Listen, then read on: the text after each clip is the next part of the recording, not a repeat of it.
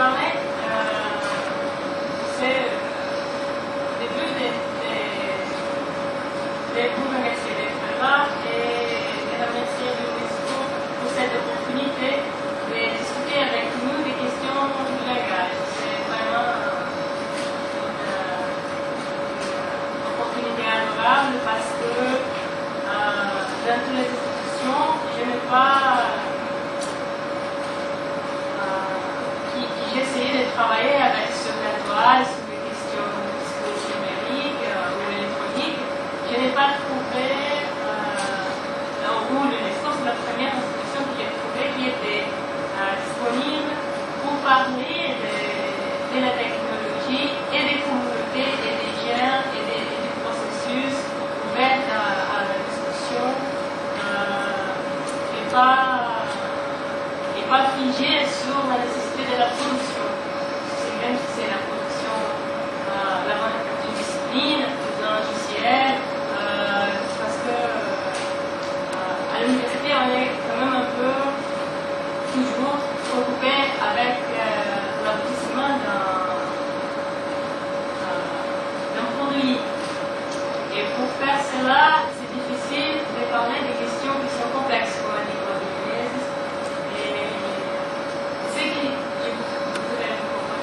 Parler d'une question que je crois que c'est un peu complexe, c'est le déplacement de la compréhension de l'environnement électronique de l'Internet, de la perspective des technologies de l'information pour la perspective discursive des technologies du langage. Comment est-ce qu'on passe de l'idée de l'information pour l'idée du langage? Donc, ce qui m'a pris l'attention à l'UNESCO, c'est, je parlais maintenant, c'est que le maître mot, c'est un des résumés des réunions de mai 2005 de l'UNESCO. Ce n'est plus les contenus, mais la communauté. Et l'autre chose qui m'a pris l'attention aussi, c'est ce qui compte. Ce ne sont pas les produits, mais les gens, les communautés, les processus.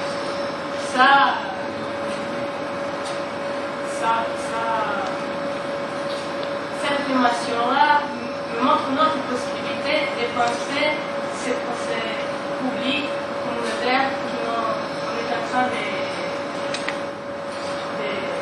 vivre maintenant et qui peut-être on pourrait avoir d'autres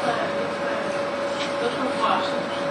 Donc, les nouvelles technologies, toutes fortement liées à l'idée de processus de l'information, sont nécessairement en rapport avec la proposition de Pécheux de 1995, nous présente ce signal que le discours scientifique produit un discours technique. Bien sûr qu'aujourd'hui, la question technique se pose surtout dans la situation du savoir, l'administration du savoir, et dans la perspective de l'UNESCO, on dit les communautés du savoir. Donc ça me plaît beaucoup parce que ce n'est pas un savoir sans sujet. C'est un savoir qui a une appartenance sociale, géographique, publique, qui est visible. C'est effectivement ce changement de la perspective électronique, d'un besoin de la circulation du savoir, pour une compréhension de la nécessité de la circulation des communautés dans le monde digital, que je voudrais signaler comme fondamental pour la compréhension linguistique du discours électronique. Donc ça, c'est un changement par rapport à la notion des contenus. Le contenu, il n'implique pas nécessairement, immédiatement, l'idée de qu'on a un sujet qui produit ça. On travaille avec des contenus comme si c'était absolument idéal.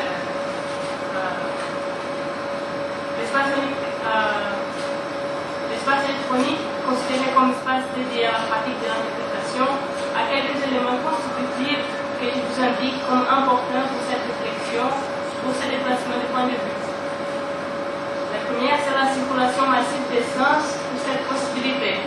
Ça, c'est ce qui nous frappe normalement l'idée qu'on a toute l'information du monde disponible, où on aura bientôt les caractères comme élément indistrait. Bon, les caractères, ils jouent un rôle fondamental et voilà ce qui doit nous parler sur les Unicode, la nécessité d'avoir les caractères d'une langue codifiée, organisée, en fonctionnement pour avoir son logiciel, sa plateforme de travail, pour pouvoir l'avoir à l'ordinateur. Donc les caractères, ils jouent un rôle primordial et il faut les liens de langage, c'est un peu il faut travailler un peu à la réflexion sur les rôles des caractères maintenant. La dépendance d'une politique publique qui constate une infrastructure nécessaire pour son fonctionnement. C'est ce que nous avons parlé de ça un peu maintenant aussi un peu. Oui, c'est très difficile d'avoir un réseau, d'avoir des logiciels, des plateformes de travail, tous, même des principes pour de faire le recyclage et de produire l'objet, comme on dit ça, métal, objet, un procès d'individuation, des métastables objets, ça c'est une bonne solution. Je crois que ça peut marcher parfaitement. C'est une manière de proposer une alternative à la consommation. C'est une manière de proposer quelque chose de nouvel. Donc, même comme une politique publique, un rapport étroit, d'autres éléments, un rapport étroit avec l'économie et l'administration de la propriété intellectuelle du pays. Donc ça, c'est toujours notre problème. On ne s'est pas mis d'accord sur qu'est-ce que c'est la propriété intellectuelle ou qu'est-ce que c'est si c'est un bien commun, si c'est un bien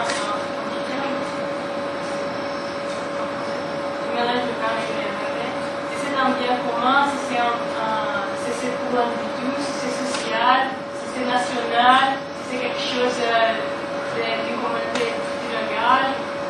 Ces questions, quand on met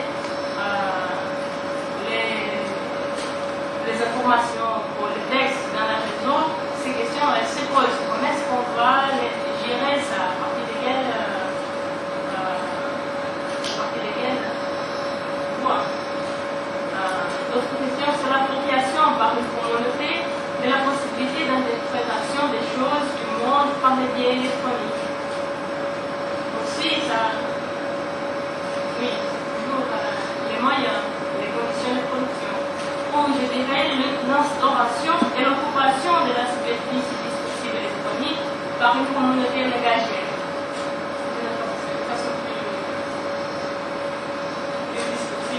Une pratique politique, une pratique langagère, une pratique électronique. Donc, il faut qu'on travaille un peu sur cela, vers le spectre politique aussi. Et là, le dernier point, c'est la juxtaposition, la ponctuation récurrente et métaphorique des sujets et des sens comme condition d'existence pour ces nouveaux objets de langage. L'idée de juxtaposition et les sujets qui se juxtaposent dans les différentes positions, différentes possibilités, qui se projettent à la fois qui sont branchés, on est assimilé par les réseaux et à la fois on se projette aussi. Donc il y a des devoirs et je suis absolument contente d'avoir passé cela parce que c'est ça, cette projection, c'est effectivement de voir comment est-ce qu'on peut se projeter dans les machines, les proposer d'une autre façon, les faire bouger d'une autre manière, proposer un travail commun pour l'Unicode d'une langue qui est un danger, faire un peu bouger cela, c'est tout à fait un espace politique et pas seulement un espace de consommation. Dans un sens plus large, les technologies du langage interpellent les individus en quelque chose qui, par absence de mon prêt-à-porter, j'appellerais une superficie publique de la discussibilité des types. Bon, je n'ai pas de quoi formuler, mais j'ai fait une référence à la superficie publique une fois que la consommation et l'utilisation des technologies de l'information se spatialisent sans se restreindre, par exemple, à l'espace du public, de l'académique, du commerce. Bon, ils sont partout, ils sont chez nous, c'est à l'université, c'est tout à fait une autre couche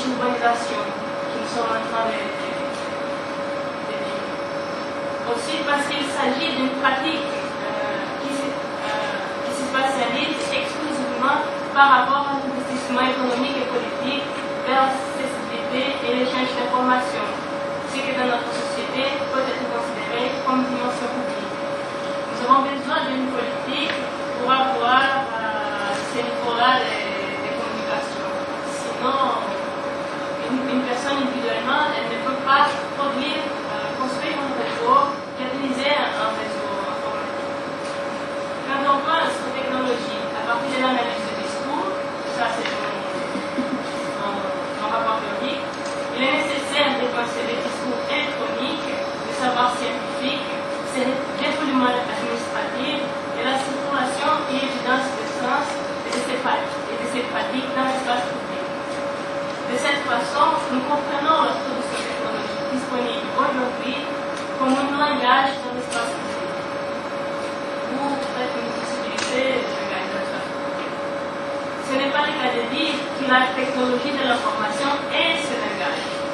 C'est ça que je voudrais vraiment souligner, c'est l'information, comprendre l'information, le fonctionnement de l'information et le fonctionnement du langage, ce sont des choses différentes, c'est loin. Au contraire, c'est effectivement l'effacement continu de la présence de la langue dans la notion d'information qui, à mon avis, donne l'effet de produire dans l'espace public, en complément avec la castration symbolique, les sujets qui clochent dans cette totalité de données et la possibilité même de produire les sens. Cet effet de totalité qui me dit oh, il y a quelque chose qui cloche, c'est pas possible, c'est une totalité. Et c'est cette complétude de l'information et les sujets à la fois branchés au réseau total et projetés dans ce réseau qui nous donne des indices de la discursivité contemporaine sur les nouvelles technologies en général. Des questions comme l'autoreprésentation des informes de discussion et la construction de l'autrui dans l'espace électronique, comme dit Bernardo Hartmann, l'appropriation des lecteurs par la matérialité des médias, comme nous montre les images du cinéma intérieur, ou va le montrer, ou même la projection massive de la présence du corps des politiques parmi les médias, comme le présente Pierre Denis, nous signale de nouvelles corporalités, l'appropriation des techniques pour interpréter dans une autre ordre langagère. C'est ça l'affaire que je voudrais comprendre avec vous, proposer de discuter effectivement les technologies dans lesquelles nous sommes historiquement, ils bougent absolument avec notre compréhension de qu'est-ce que c'est le langage, une pratique langagière. Et je crois que c'est ça l'importance de travailler avec l'UNESCO et avoir des données sur d'autres langues que normalement on ne serait pas en contact. Parce que si on pense par exemple un travail entre les Brésil et la France, on est toujours occupé normalement du français, du portugais, de l'espagnol, de l'anglais toujours présent, mais c'est bien d'avoir une notion mondiale. Les technologies de l'information signalent vers une communication totale où aucune information, aucun corps, aucun sujet se perd, où tout est disponible tout le temps. Bien sûr, dans cette totalité, il y a quelque chose de proche, un manque qui nous permet de signifier un grand échelle. Donc, c'est là que l'idée de l'équivoque, la signification d'un grand échelle, comment est-ce que le sujet s'organise avec ces possibilités-là, comment est-ce que les discours vont s'organiser, comment est-ce que nous pouvons vraiment bouger avec ces nouveaux environnements de travail, des outils, ces nouveaux espaces. Donc, j'y reviens. L'effort de l'UNESCO en rendant visible l'importance du multilinguisme et l'effort de production des moyens pour l'accès à l'Internet sont partie prenante d'un changement de position par rapport aux ressources électroniques.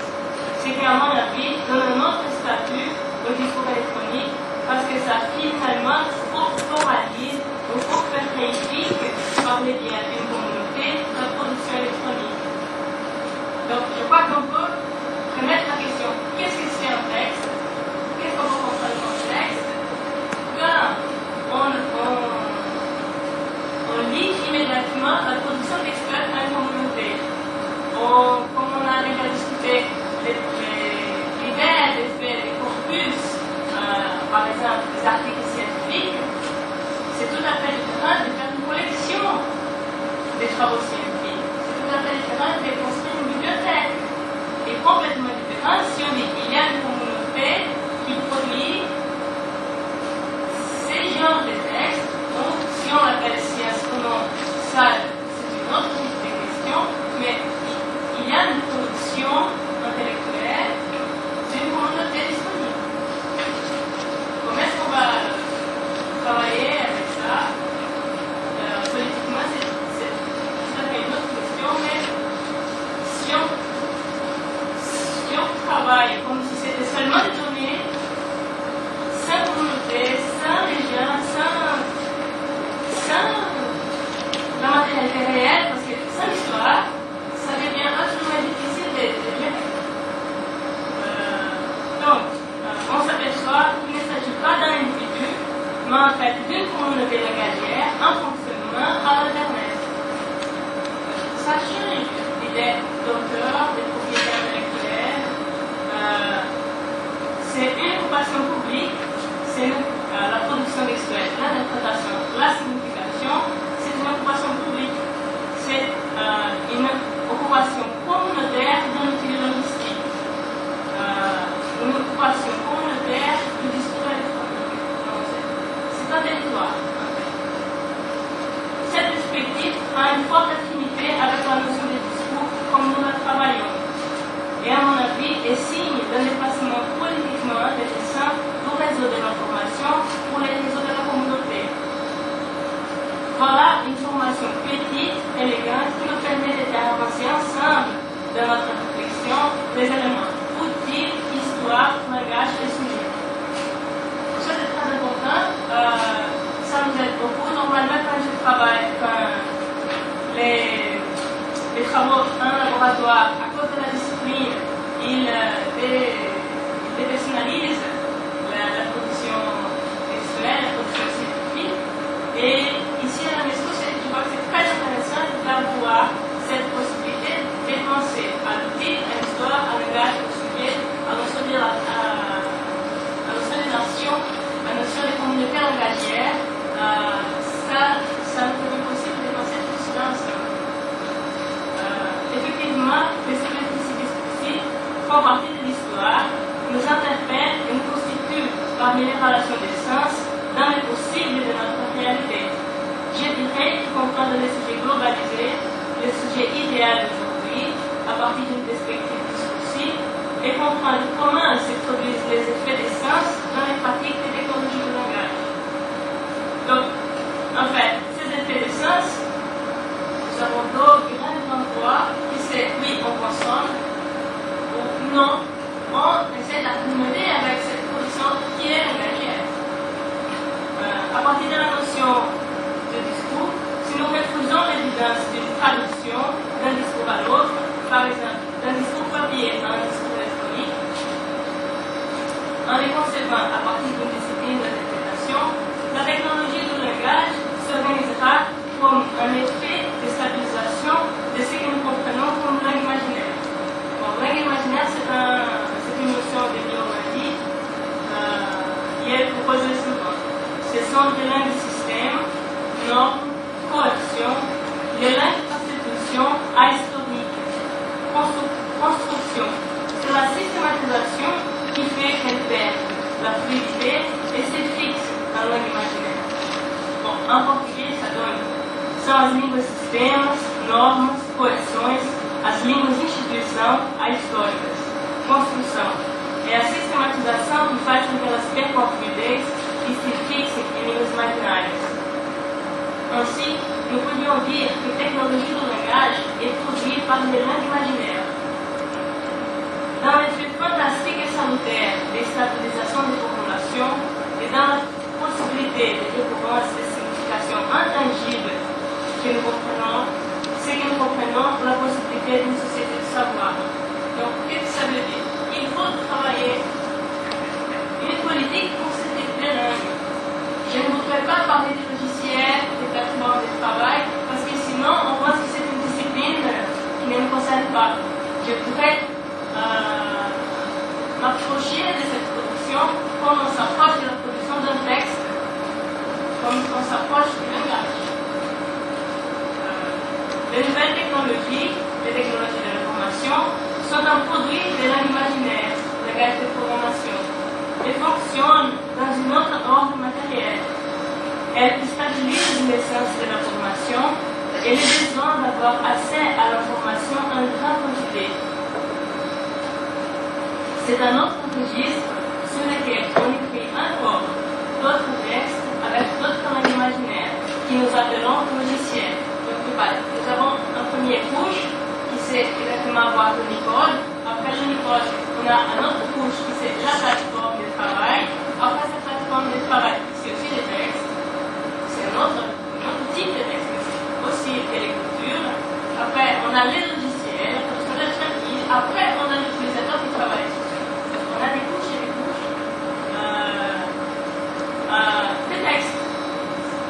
Et dans notre ordinateur, nos textes, nos calendriers, nos vidéos, nos images, notre voix, enfin, nos registres, les écritures, les caractères, le langage. La formation de cet encadrement idéal de l'information pour tous est là. Mais au lieu de cela, le changement intéressant est la position des communautés interprétantes comme priorité, au lieu de l'idée de l'information pour tous. C'est l'idée de signifier, c'est l'injonction à la signification, et je crois que c'est le plus important dans l'idée des logiciels libres, dans l'idée de faire une recyclage des ordinateurs, dans l'idée de travailler avec les outils comme s'ils sont vraiment à nous. Partie de notre possibilité de rénovation et de signification. L'expression en évidence, la possibilité d'interpréter et pas seulement la consommation et traitement des données déjà administrées et pasteurisées ailleurs. Donc c'est ça mon petit souci spécifique avec la production d'aujourd'hui, c'est que tout doit être nettoyé, pasteurisé, je sais pas, il y a beaucoup de noms traités, il y a des couches de noms pour dire, bon, on prépare absolument les textes pour qu'ils fonctionnent dans ce logiciel-là. Parce que le traitement des textes, c'est pour fonctionner dans un logiciel, c'est pas pour tout, c'est pour l'ordinateur, c'est pour un programme. Donc, il y a deux limites très fortes entre travailler les textes qui sont traités pour fonctionner dans un logiciel et travailler les textes pour qu'on puisse signifier à partir de là. Dans ce sens, le droit à la liberté d'expression s'impose autant que le besoin de normaliser pour normaliser l'expression orale. Oui, bien sûr, on travaille dans les deux sens. Et discursivement, je voudrais bien faire souligner l'idée de l'expression et de la signification et de l'injonction à la signification. Et pour cela, c'est qu'on revient à la question de la langue imaginaire. La langue imaginaire, comme une norme, par exemple, qui est présente dans les grammaires, circule en différents théories linguistiques et en différents modèles. Donc, je vous donne un exemple. Si nous nous accrochons à notre exemple, la grammaire, peut-être un livre à la bibliothèque, peut-être aussi une préférence intellectuelle, peut-être un trésor de la connaissance de la langue, ça dépend, un logiciel utilitaire pour l'ordinateur, une évidence historique de l'unité identitaire nationale, un artefact de la politique linguistique, un élément détectable dans le tissu cérébral, un procès cérébral non localisable, une intuition inhérente à l'être humain, un processus qui évidencie la santé mentale. Bon, il y a tellement de possibilités de comprendre et d'utiliser une norme, un travail ancien comme un objet, comme quelque chose qui est là, déjà là. Et bon, enfin, les objets d'étude sur la normativité linguistique se constituent comme effet d'évidence de l'interprétation réalisée de chaque cas. Et elles se fixent et partent de la propre matérialité de la position de la norme, située dans la question du chercheur. C'est pour ça que je crois que c'est important de venir à l'UNESCO discuter avec les gens de multilinguisme, parce que parfois, il travaille dans l'évidence de notions spécifiques. Et c'est aux chercheurs de poser les questions, de savoir quelle est la question qui permet que ces notions-là fonctionnent comme ça, dans ce logiciel, dans ce autre logiciel. C'est comme je disais par le matin, il faut faire un pas en arrière. Il faut discuter épistémologiquement qu'est-ce que nous sommes en train de faire. Parce que sinon, quand on a vu traiter les textes, ça ne fait pas beaucoup de sens si on veut vraiment réfléchir sur les processus d'aujourd'hui. Donc, c'est la question du chercheur qui, je crois que c'est le plus important.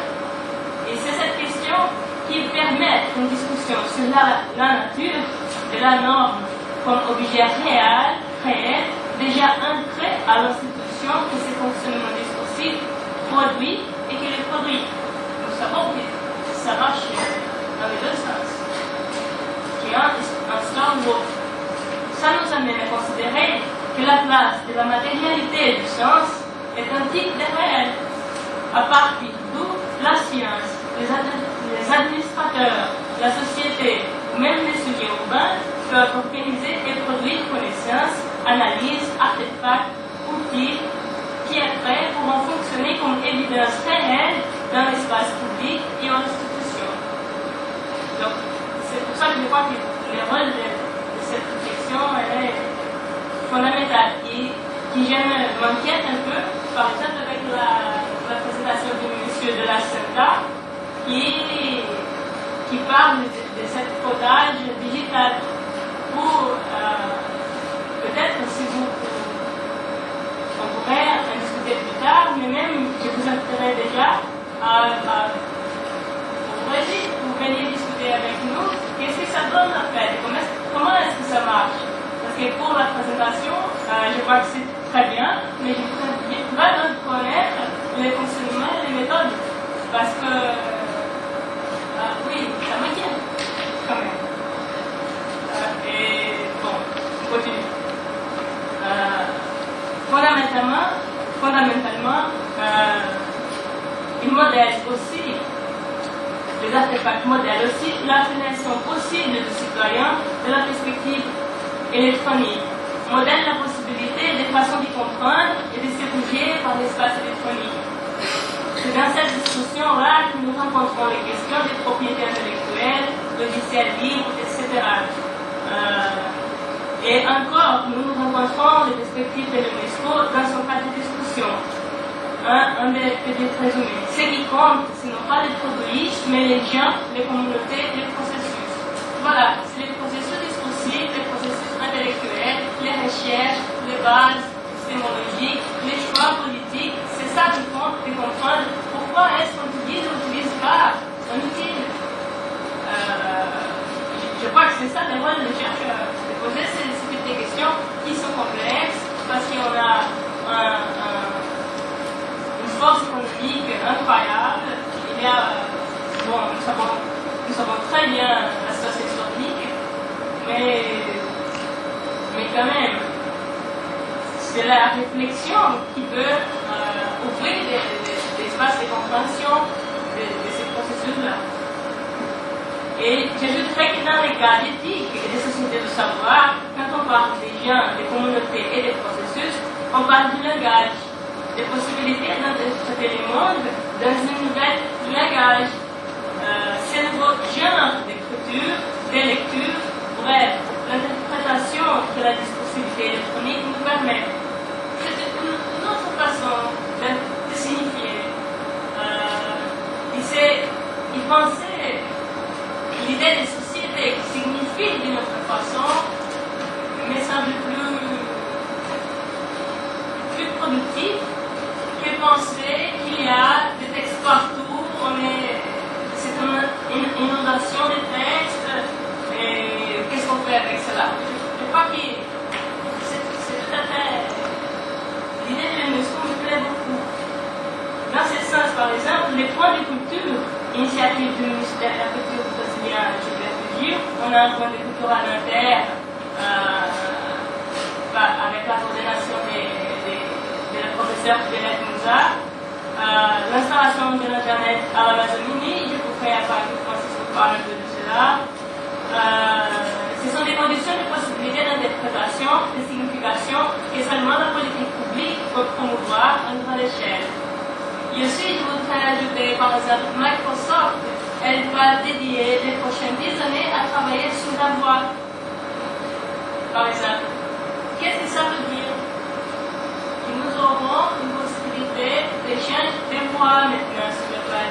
Bon, nous avons un problème avec les textes, oui, bon, on les connaît tous, on est plutôt les linguistes ici, mais qu'est-ce que ça veut dire d'avoir 10 années d'investissement sur la voie humaine? Qu'est-ce qu'on peut comprendre, produire et utiliser, même pour les réseaux de recherche, même pour nos travaux scientifiques? Est-ce qu'on va changer le modèle de qu'est-ce que c'est un article scientifique? Si on a une facilité, si c'est beaucoup plus facile de travailler avec la voix qu'avec un texte de caractère, est-ce qu'on met la voix? Est-ce qu'on travaille avec l'archive de voix maintenant? Vous voyez qu'il y a des changements, il faut se poser la question. Je sais que la position brésilienne est beaucoup plus souple que la position de l'Europe, qui a déjà une tradition bien établie, organisée, ancienne quand même, et avec les textes. Mais par exemple, ça me semble très raisonnable de travailler un article en voix. Mais je ne sais pas comment, il faut penser, il faut réfléchir, qu'est-ce que ça peut donner. Mais c'est toujours la situation de savoir. C'est toujours penser, oui, qu'est-ce qu'on peut faire avec cela pour les sciences, pour les réseaux de travail, pour les réseaux de connaissances, pour les communautés, comment est-ce qu'on travaille avec ça? Qu'est-ce qu'on fait avec ces nouvelles choses? Dans cette perspective, les sujets branchés, modernes, les sujets de réseau étaient effectivement un effet de l'objet discours et des conditions de production électronique articulées par l'État. Ah oui, parce que les gens disent que l'État n'est plus là, il n'y a plus d'État, mais oui, c'est des politiques publiques qui nous permettent d'avoir toutes ces nouvelles technologies. Donc c'est un discours qui n'est pas administrateur des sujets, parce que c'est impossible pour les sujets d'administrer sa possibilité individuelle dans l'espace électronique. Bien sûr, il y a l'interprétation du sujet. Bon, j'ai déjà lu des choses comme le sujet charbon, sujet biologique, sujet social, sujet silicone, sujet énergie électrique, sujet ligne téléphonique, sujet fibre optique, sujet cyber, sujet web, des choses de ça. Maintenant, c'est le virtuel, les sujets changent de nom. Maintenant, c'est une autre chose. Mais je ne crois pas qu'il soit productif de comprendre le sujet, avec toujours et déjà là par la technologie. En fait, parce que ça c'est un problème de mon cas de théorie. Bien sûr, on peut travailler avec ces concepts, mais dans le discours, ça ne marcherait pas. En fait, les nouvelles technologies, pour nous, peuvent être compris comme de nouvelles conditions pour d'autres processus discursifs qui fonctionnent à la fois individuellement et en quantité. C'est ce processus que je propose faire l'objet de réflexion. Je ne me réfère pas à ajouter la connaissance développée dans notre champ aux objectifs de l'informatique. C'est ça qui arrive quand on est très disciplinarisé, discipliné. On fait des ajouts entre nous parce que, bon, il y a des archives, il y a toute une information que ne peut pas traverser, mais quand même, il y a effectivement ce niveau de participation qui j'appelle la participation du bon ami. C'est bon, nous sommes amis des informaticiens, nous sommes amis, nous pouvons les aider, nous aident parfois, qui avancent dans l'émission des produits. Effectivement, c'est un langage universel. La communication qui veut diminuer la barrière linguistique entre les peuples, à chaque fois plus puissante et plus globale. L'exclusivité de cette attitude, si nous considérons la division du travail intellectuel si présente dans l'espace académique, produit un effet curieux sur les pratiques de réflexion dans les champs linguistiques. C'est la quête incessante de nos collègues, parfois de moi-même, avec qui j'ai travaillé avec l'encyclopédie du laboratoire d'encyclopédie discursive. j'ai subi ce type de symptômes aussi. C'est la quête incessante des ressources théoriques qui permettent la constitution des réseaux idéal de transmission des données où la langue ne soit pas un obstacle. Oui, c'est tout à fait l'hypothèse de l'informatique qui nous l'a fait. Bien sûr qu'il y a notre intérêt comme chercheur de participer à cette discussion et bouger un peu avec ces relations. La communication sans frontières est des choses les plus désintéressantes dans la perspective du langage. Parce que s'il n'y a pas de barrières, s'il n'y a pas de langage, s'il n'y a pas de barrières, s'il n'y a pas de matérialité, s'il n'y a pas de barrières, si on n'a pas de problème, si on n'a pas d'équivoque, si les choses ne crochent pas, c'est tout à fait impossible de travailler. Et donc, où est le langage? On efface complètement le rôle du langage, la possibilité. La réflexion sur les technologies de l'information que nous proposions se positionne à partir de l'étude du langage en rapport avec les conditions de production des sens de nouvelles technologies et le fonctionnement des langues imaginaires. Donc, notre intérêt est rentré dans cette discussion d'une perspective discursive. Notre intérêt est de maintenir la discussion de façon qu'elle nous permet de réfléchir discursivement sur les conditions de production et des tendances fonctionnelles du discours et de la pratique des technologies de l'information.